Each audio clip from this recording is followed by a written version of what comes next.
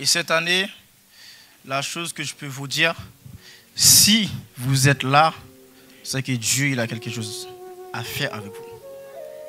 Si vous êtes là, je n'ai pas besoin de connaître qui vous êtes, mais si vous êtes là, Dieu il a quelque chose à faire avec vous. Vous pouvez prendre ce parole, ou du moins ce mot d'encouragement pour cette année. Parce que peut-être, durant l'année dernière, il n'y a personne dans votre famille qui est décédé ou du moins qui est malade. Mais si aujourd'hui que vous êtes là, en bonne santé, et vous passez l'année 2023 en pleine santé, et cette année, nous là toujours, jusqu'ici on peut dire Bénézer, c'est que Dieu il veut faire quelque chose avec vous. Bon, sans plus tarder, on va essayer de regarder notre lecture dans Genèse chapitre 22. Genèse chapitre 22. On va essayer de lire les versets premiers jusqu'au verset 14, si je ne trouve pas. Genèse chapitre 22, les versets 1er à 14. Après ces choses, Dieu mit Abraham à l'épreuve et lui dit, Abraham, et il répondit, me voici. Dieu dit, prends ton fils, ton unique, celui que tu aimes, Isaac. Va-t'en au pays de Morija et là offre-le en holocauste sur l'une des montagnes que je te dirai.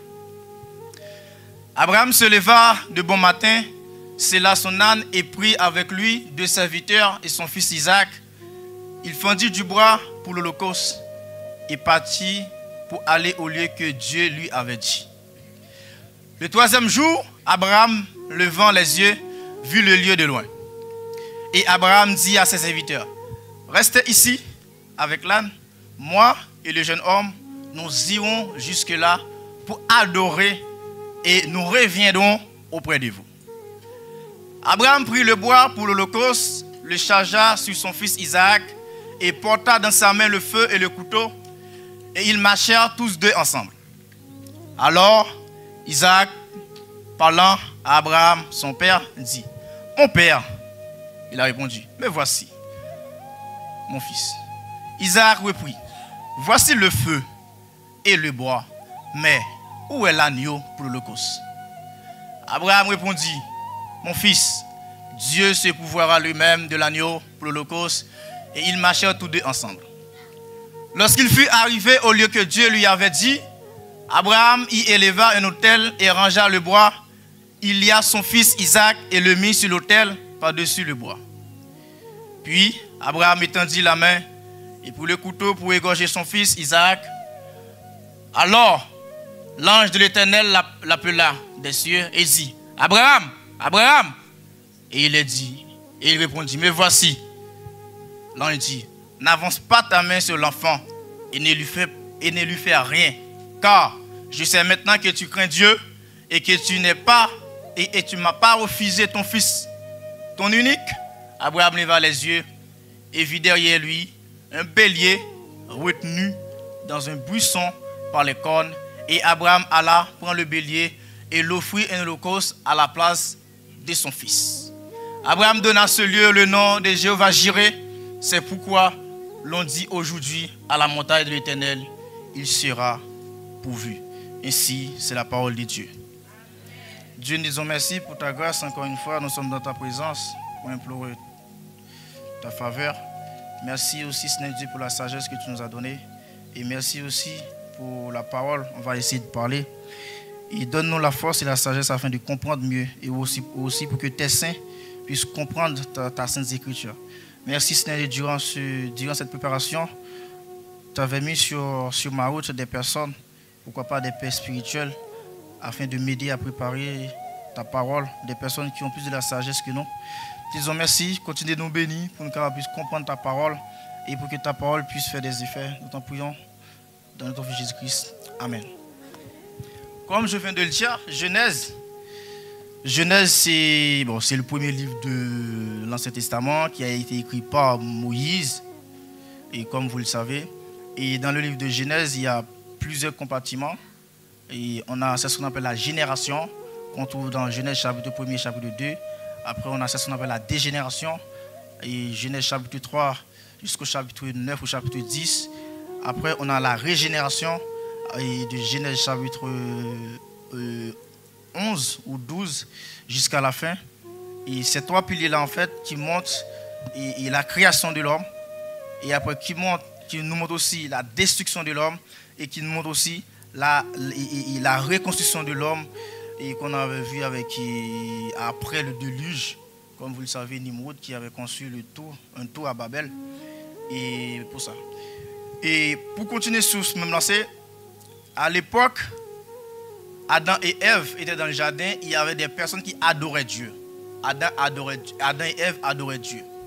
Mais il fut un temps que l'homme avait péché et Dieu a mis l'homme dehors dans le jardin, dans sa présence. Et là, en fait, il y avait deux trucs qui va découler. On va tomber directement et tout ce que les hommes vont faire dans le monde. Après, Dieu va décider de détruire la terre par le déluge.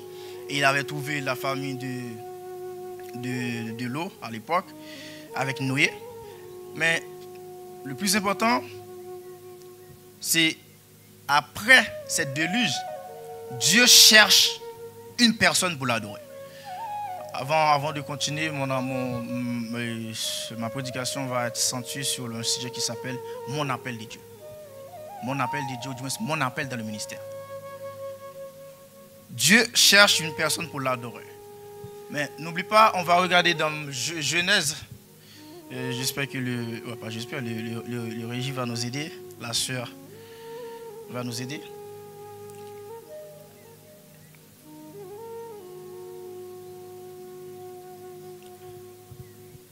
On va regarder dans Genèse chapitre 10. Chapitre 10, s'il vous plaît. Genèse chapitre 10. C'est que à l'époque, le père d'Abraham, Abraham adorait plusieurs dieux. C'était toujours sous la fin de Nimrod. Le père Abraham adorait plusieurs dieux. Et Dieu n'arrivait pas à communiquer avec Abraham. Abraham n'était pas disponible pour que Dieu puisse parler avec Abraham. Pour qu'Abraham commence son ministère. Mais à la fin, quand Terah va être décédé, et c'est là en fait l'œuvre du ministère d'Abraham va commencer. C'est là ça que l'œuvre du ministère d'Abraham va commencer. Si on regarde dans Genèse chapitre 11, Genèse chapitre 11 qui dit: Terah prit son fils Abraham, son petit-fils Lot, qui était le fils d'Aran, et sa belle-fille Saraï, la femme de son fils Abraham, son nom n'était pas encore changé. Ils sortirent ensemble d'Ur en Chaldée pour se rendre dans le pays de Canaan, mais arrivés à Cachan, ils s'y s'installaient. Et plus bas, on va voir que Terah vécut 205 ans, puis il mourut. C'est après la mort de Terah que le ministère d'Abraham va commencer. Et là, Abraham, c'est comme si c'était une personne, parce qu'avant, le père d'Abraham adorait plusieurs dieux. Abraham, on peut dire que c'était une personne qui adorait plusieurs dieux. Mais après la mort d'Abraham, Abraham se trouve dans une situation qu'il est nomade spirituellement, il n'a pas de Dieu à adorer. Parce que il était avec son père, il suivait son père.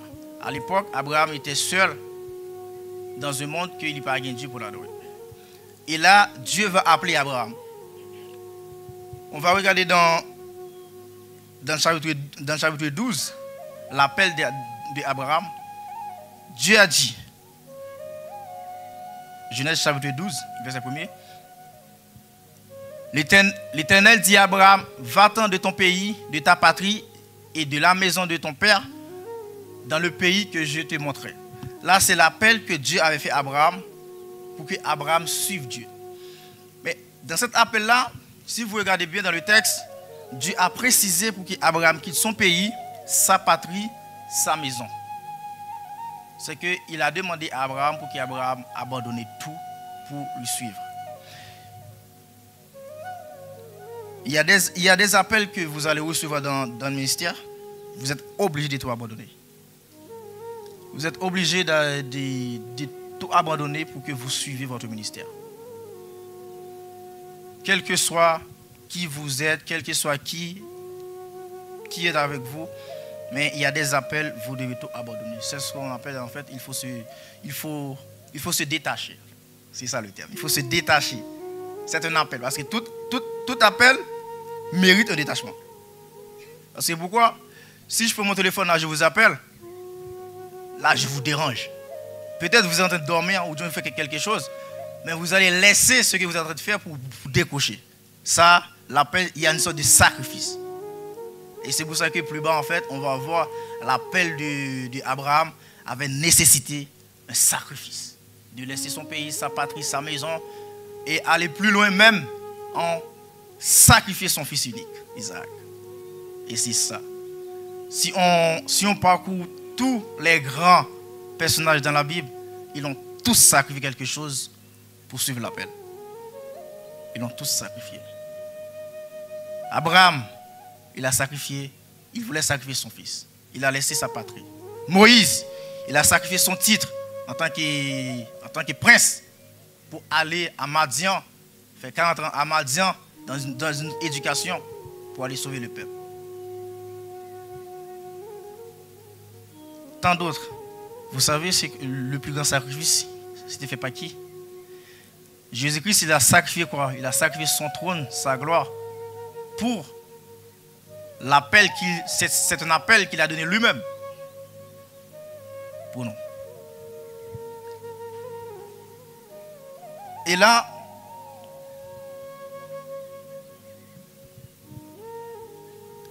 Dieu et Abraham décident de suivre Dieu. Parce que n'oubliez pas, Abraham n'avait pas de Dieu à l'époque. Et c'est là que ça commence. Et vous connaissez, on va retourner dans le chapitre 22. C'est là que je vais rester beaucoup, dans le chapitre 22.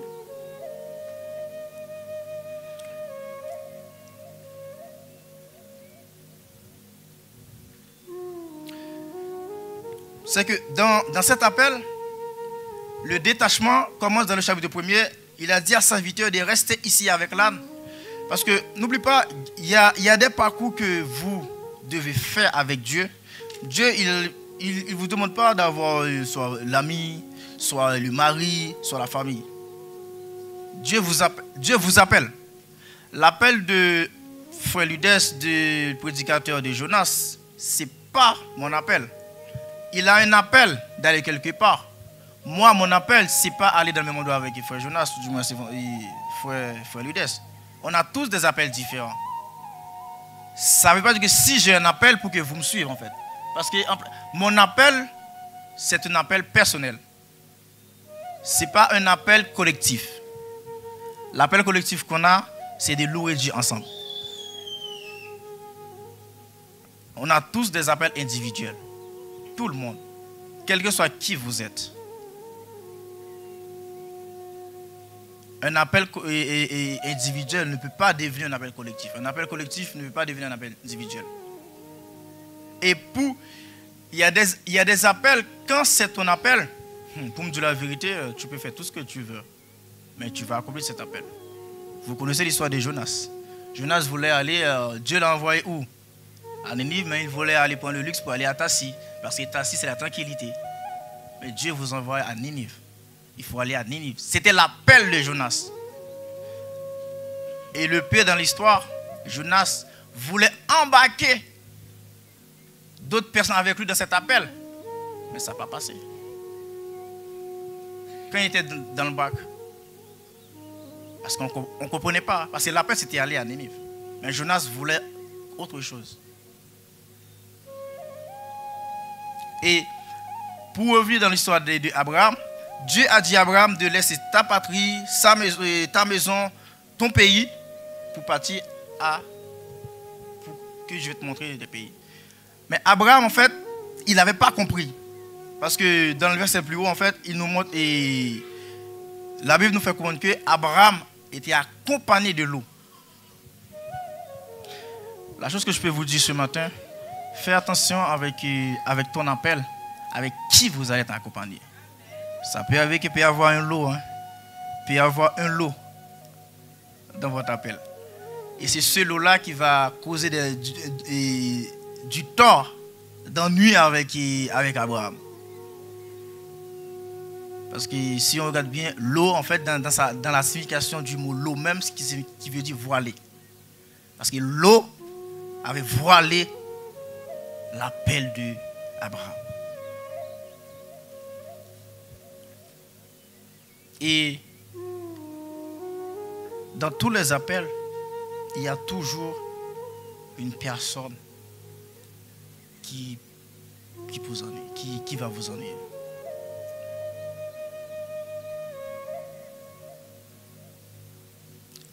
Dans l'appel de Jésus-Christ pour venir nous sauver, il y avait un Judas à côté pour le trahir.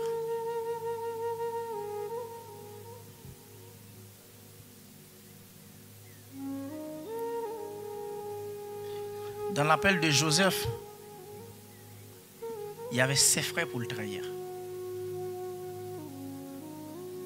Dans cette même appel-là, quand vous allez recevoir votre appel, la preuve est grande, Joseph il a laissé sa famille. N'aie pas peur de tout abandonner pour l'appel de Dieu en fait. Et c'est ça qui est important en fait. Abraham avait décidé d'abandonner, mais il avait ramené avec lui l'eau. Et c'est ce lot-là plus tard que leurs serviteurs auront des discussions pour partager des terres, partager des biens. Parce que Dieu n'avait pas demandé à Abraham de ramener l'eau. Parce que Dieu était notre appel pour l'eau. L'appel de l'eau n'était pas l'appel d'Abraham. L'appel d'Abraham n'est pas l'appel de l'eau. Mais n'oublie pas, dans votre appel, votre bénédiction peut être bénéfique pour une autre personne. Je vais reprendre. Votre appel concerne vous. Mais le résultat de cet appel, c'est ce qu'on appelle une sorte de bénédiction, ça ne concerne pas que vous. Ça concerne tout le monde qui sont en entour. Parce que, n'oublie pas, appel d'Abraham, certes, il voulait emmener l'eau, mais Isaac, son fils, si on traçait la généalogie de Jésus-Christ, qu'on va remonter jusqu'à Isaac, et c'est dans Isaac qu'on trouve le Sauveur. Parce que Abraham avait suivi l'appel de Dieu. Il a écouté, il a suivi. Et qui fait que nous, on est là. Si vous regardez bien, pour le cas de Moïse, Moïse était en Égypte, mais Moïse a reçu un appel. Mais il était tout seul à Madian avec son beau-frère Jéthro pour aller sauver le peuple. Et le résultat, c'est pour aller à Canaan. Moïse n'est pas entré à Canaan. Parce que l'appel que Dieu a sur vous, en fait, c'est que pour vous. Mais les résultats, les bénédictions, c'est pour tout le monde.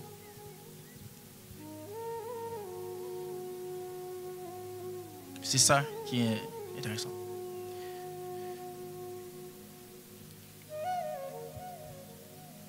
Et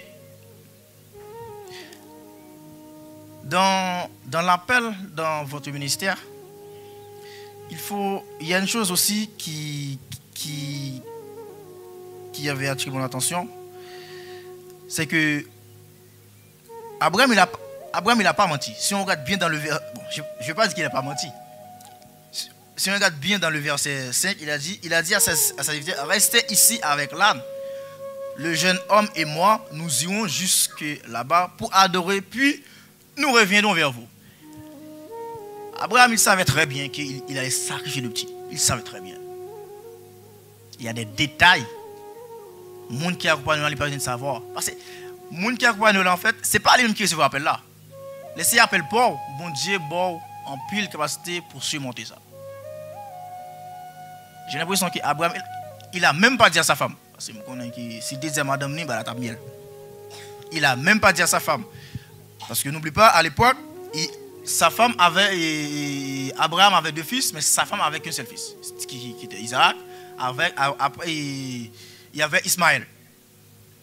Parce que comment on comprend que pour faire ou passer toute vie, ou besoin de Simon, et le jour où que Dieu décide de te donner un enfant, et le monsieur, on ne sait pas qu'est-ce qui se passe dans sa tête, je vais sacrifier mon fils. Dieu m'a dit, il faut que je sacrifie mon fils. Bon, je vais être gentil, mais il n'y a aucune femme ici qui allait accepter. On est d'accord? On est d'accord? Il n'y a aucune femme qui allait accepter. Ah, c'est... Même si tu as un plaisir. Autres là.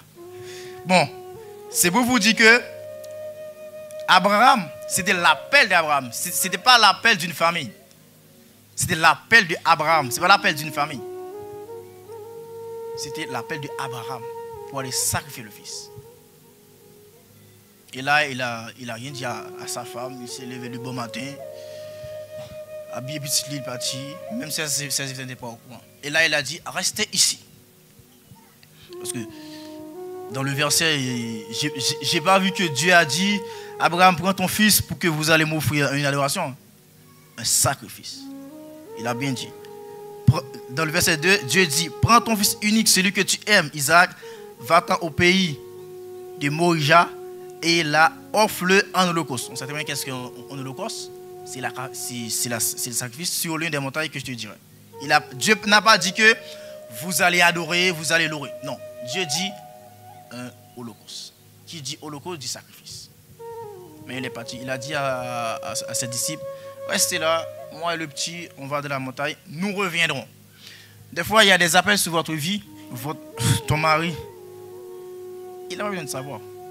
Ta femme n'a pas besoin de savoir. Tes enfants n'ont pas besoin de savoir. Tes amis n'ont pas besoin de savoir. Parce que c'est ton appel. C'est personnel. C'est personnel. Et de toute façon, bon, je vais essayer de remonter dans Moïse. Je vais prendre ce texte dans un autre contexte. Vous voyez bien que quand Dieu parlait tout le temps à Moïse, il parlait tout le temps à Moïse, directement il parlait tout le temps à Moïse. Mais il fut un temps que le peuple était un peu rebelle. Le peuple veut entendre la voix de Moïse et la voix de Dieu. Et Dieu a laissé la possibilité pour que le peuple entende la voix de Dieu. Mais le peuple, il ne pouvait pas. Parce que cette voix-là était trop puissante, trop pure, mais il ne pouvait pas entendre. Et le peuple a dit, bon, Moïse, reste avec ton Dieu.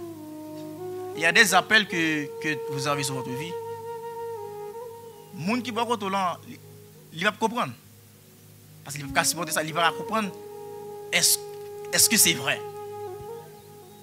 Vous voyez? Est-ce que c'est vrai? Quand vous témoignez, vous dites à vos soeurs, ou du moins vous dites que ouais, bon, j'avais un cancer, j'étais malade, tout ça. Mais il y a des gens qui ne peuvent pas croire parce que faut gagner et parler qu'elle gagne. Son dimanche des fois liés en fait. Son question des fois qu'à parler. Son question des fois qu'à parler. Mais si vous n'avez pas assez de niveau de foi ça, pour comprendre les soeurs, les frères, que j'avais ça, Dieu m'a sauvé, vous ne pouvez pas comprendre. Tout sont question de la foi. Parce que pour que Moïse décide, pour que Abraham décide de prendre Isaac, faire tout ce parcours, de dire à ses serviteurs de rester ici, nous allons adorer, nous reviendrons. Il y a une question de la foi. Hein? Parce que votre appel, un appel, s'il n'y a pas de la foi, bon, je ne veux pas dire, mais s'il n'y a pas de la foi, il y a une chose qui ne va pas. Pas vrai? Parce qu'il faut qu'il y ait de la foi, il faut qu'il y ait ce qu'on appelle une sorte de croyance. Il faut que tu crois. Abraham, il a cru en Dieu. Il avait une croyance, il était quoi en Dieu?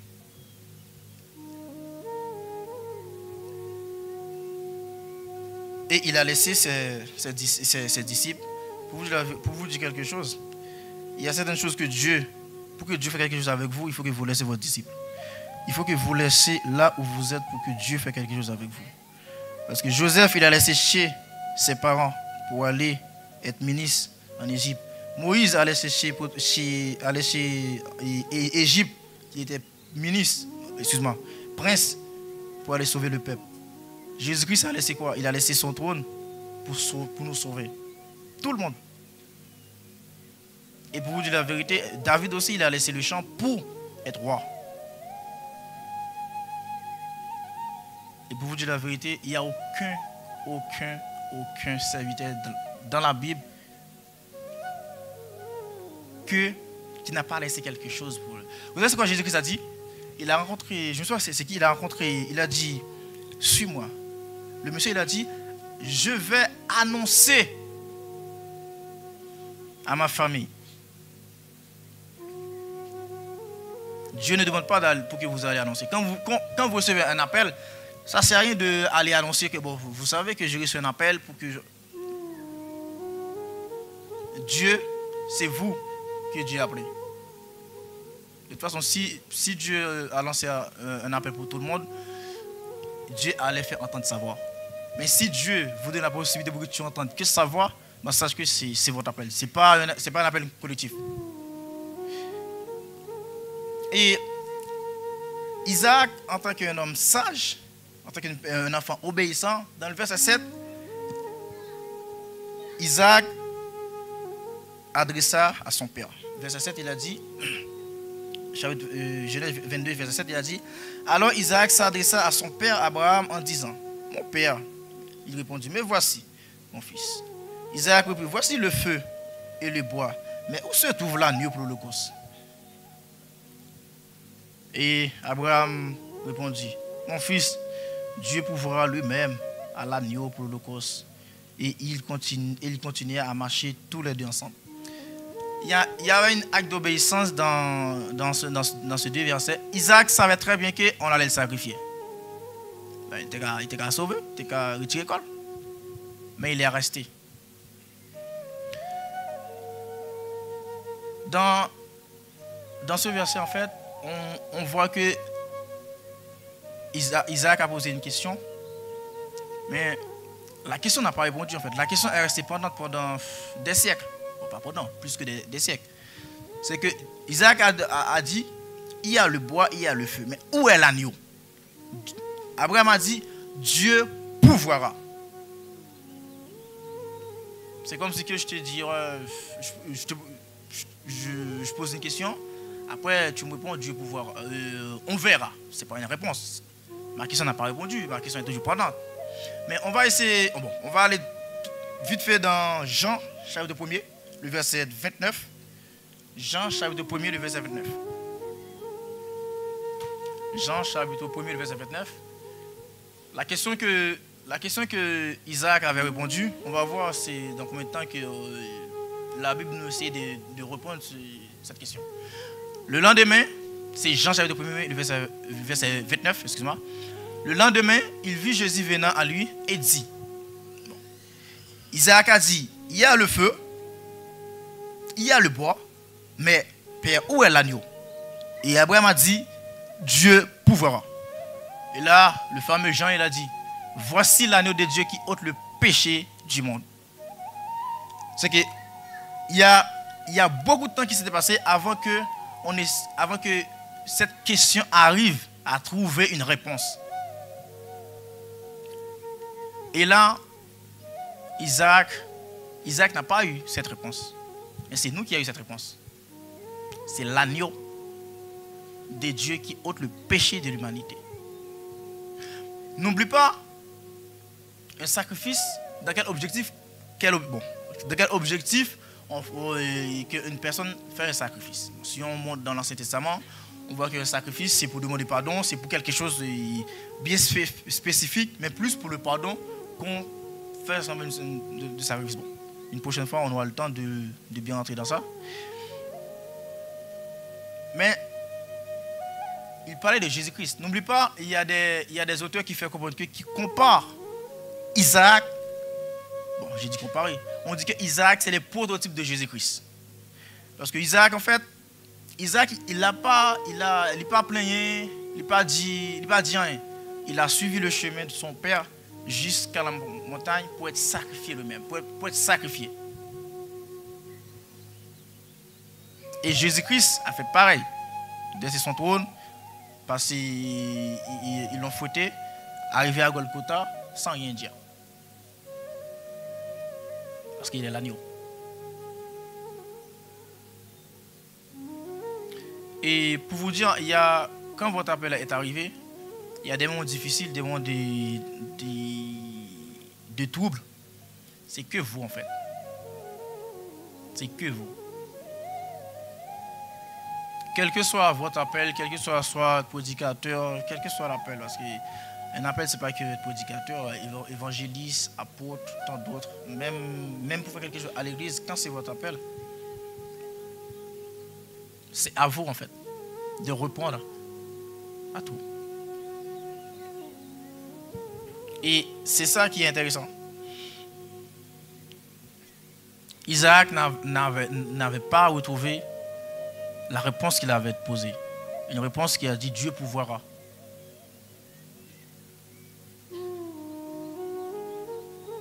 Et dans le verset 12, parce que dans le verset 12, il a dit, et dans Genèse chapitre 22, l'ange dit, ne porte pas la main sur l'enfant et ne lui fais rien, car je sais maintenant que tu crains Dieu. Vous voyez une chose? Abraham passait tout ce moment-là, c'est maintenant que Dieu dit que maintenant je sais que tu crains Dieu. Parce que dans votre appel, il y a certaines choses que vous êtes attachés, ça bloque l'appel. Il y a certaines choses que vous êtes attachés avec, l'appel a du mal à passer. Il y a une raison, un signal. Quand vous êtes dans le tunnel, il n'y a pas de raison. Si je vous appelle, c'est normal, il n'y a pas de raison. Mais il faut que vous sortez de ce tunnel pour que vous ayez du réseau, pour que la personne puisse vous joindre. Si vous sous mode avion, c'est normal, bagage non, parce que votre téléphone n'est pas disponible. Mode ne pas déranger, c'est normal, vous n'êtes pas disponible. J'ai pris cette image parce que ça parle presque tout le monde. Mais vous, en fait, est-ce que votre appel, est-ce que vous arrivez à décocher votre appel?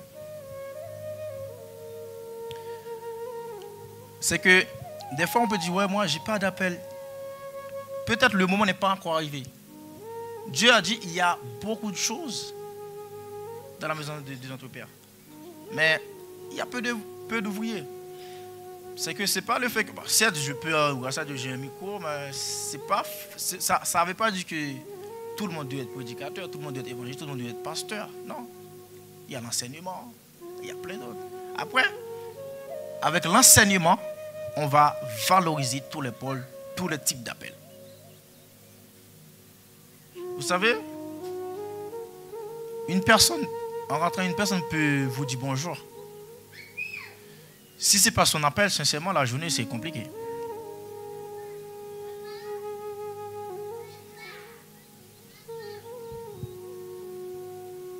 Et il a dit, maintenant, je sais que tu crains Dieu. Après tout ça. Mais il y a une chose aussi dans l'appel d'Abraham. N'oublie pas, Dieu avait dit à Abraham qu'il va être le père d'une multitude de nations. Abraham n'a pas essayé dans Speedly. Il voulait avoir un enfant. Il a eu Isaac. Non, excuse-moi. Il a eu Ismaël. Ismaël, c'était pas.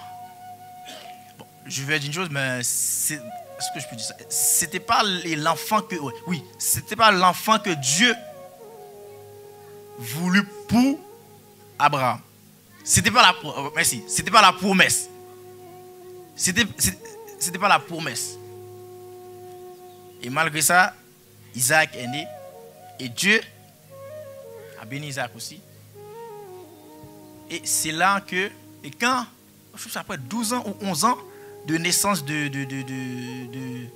d'Ismaël, si je ne trompe pas, que Isaac va être né. Et là, malgré ça, la promesse est toujours sur la vie d'Abraham. Je vais vous dire une chose, quel que soit ce que vous avez fait dans le passé, je ne sais pas. Mais quand vous décidez de décrocher l'appel de Dieu, vous l'aurez. Vous l'aurez.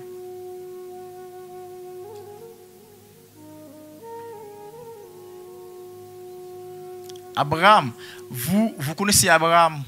Tout le monde connaît Abraham. Abraham, c'est le père de la foi. Mais ça, c'est la vie d'Abraham.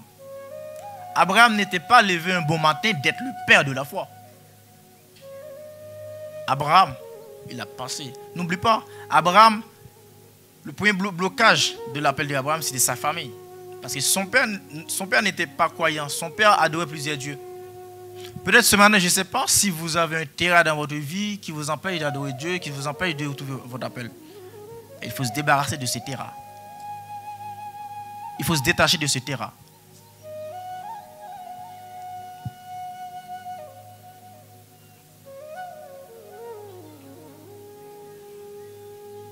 Des fois, la vie chrétienne même en soi demande de se détacher de certaines choses.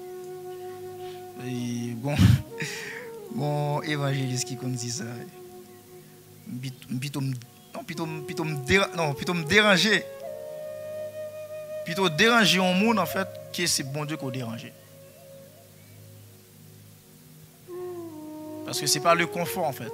Et être chrétien, ça ne veut pas dire que être chrétien, c'est pas être c'est pas le confort. C'est pas le confort. C'est pas le paradis, monsieur. C'est pas le paradis. Être chrétien, c'est décider de mener, de avoir une vie solitaire pour que vous arrivez.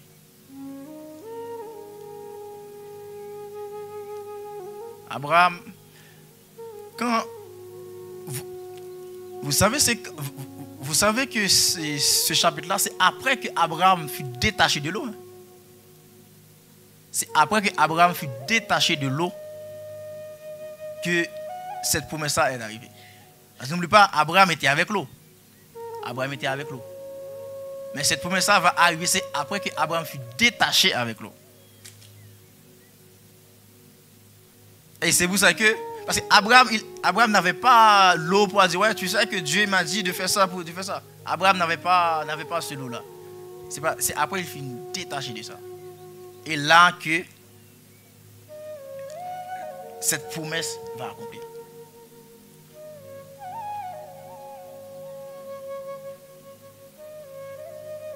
Pour que votre appel, mais il y a certaines choses à faire. Il faut se détacher.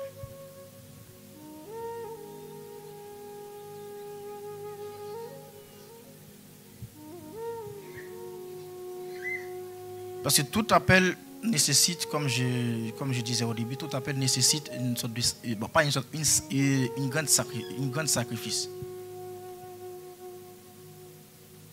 Tout appel, quel que soit qui vous êtes, quel que soit qui est monouillé, ça a demandé une sorte de détachement pour que vous suiviez l'appel.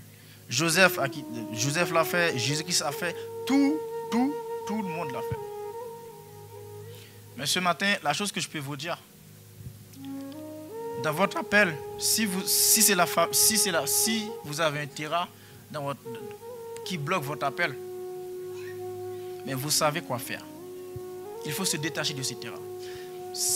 Il faut se débarrasser de ce terrain. Si vous avez, comme Samson, un Dalila qui vous bloque, il faut se débarrasser. Vous n'êtes pas Jésus-Christ, on est d'accord. C'est que Jésus-Christ qui avait gardé Judas Iscariote avec lui. Parce que c'est normal, il est Dieu. Mais malgré ça, Judas Iscariote l'avait trahi. Quand c'est votre appel, ne dites pas que c'est votre appel, vous n'aurez pas de tribulation.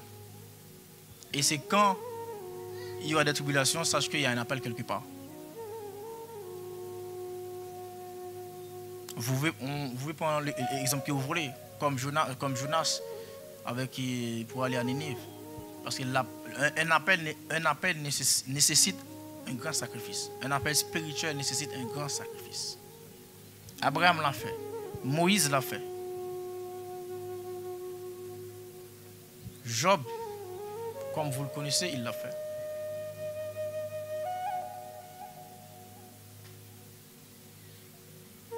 Et Abraham, on va dire que c'est le père de la foi, c'est parce que dans son parcours, il a pu résister. Et malgré que tout rebelle qu'il était fait, ça n'a pas empêché que l'appel de Dieu était sur sa vie. Ce matin, vous avez votre appel. Je ne sais pas, c'est à vous de le chercher. Mais sachez-le bien, quoi qu'il arrive, l'appel de Dieu est sur ta vie. C'est à vous de le chercher. C'est à vous de le chercher. C'est à vous de demander à Dieu, c'est quoi mon appel? Être un chrétien, ce n'est pas que venir à l'église dimanche matin, mais demander à Dieu, je dois faire quoi réellement vrai pour le royaume? Je dois faire quoi? C'est quoi mon appel?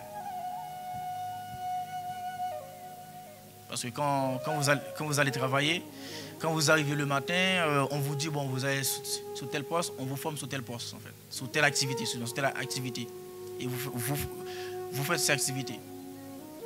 Et si par exemple que vous faites 1 an, 2 ans, 3 ans sur cette activité, vous voyez que vous faites tout le temps, vous demandez de changer de poste pour évoluer. Parce qu'une personne ne peut pas faire 40 ans dans une société. Bon, excuse-moi du terme, s'il y a des sociétés que vous pouvez le faire. Mais moi personnellement, je ne peux pas faire 40 ans dans une société pour que je fasse une seule chose pendant 40 ans. Il faut que je m'évolue. Tout le monde aime ce qu'on appelle l'évolution. Mais pourquoi votre appel, vous ne cherchez pas à évoluer dans votre appel?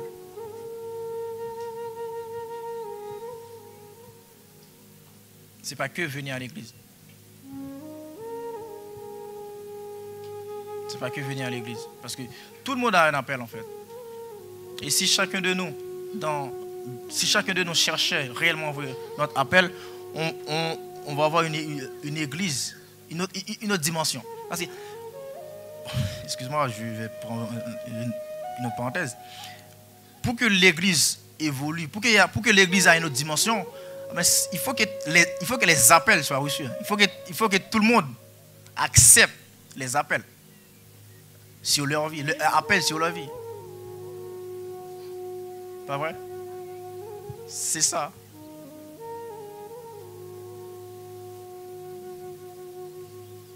Chacun de vous a un appel, mais c'est à vous de le chercher.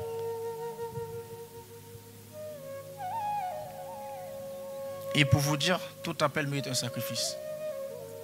Et c'est le sacrifice le plus dur, le plus terrible que vous allez devoir faire. Vous devez faire. Abraham, c'est son fils unique. Son unique fils. Je ne sais pas c'est quoi que Dieu va vous demander de sacrifier. Mais sachez très bien. Votre appel dépend d'un sacrifice. Dieu, nous disons merci pour ta grâce, encore une fois, pour la sagesse que tu nous as donnée. Et merci, Seigneur Dieu, pour tes saints. Et merci pour tout le monde, Seigneur Dieu, qui est là, Seigneur Dieu, qui écoute, et ceux qui sont à distance sur les réseaux.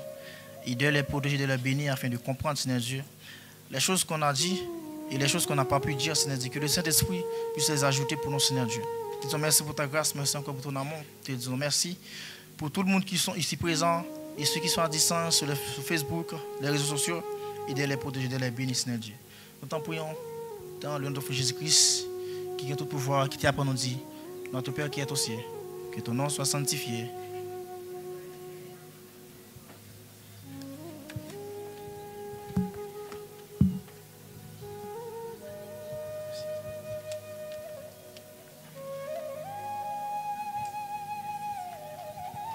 Amen. Est-ce qu'on peut applaudir le frère Michelson, s'il te plaît?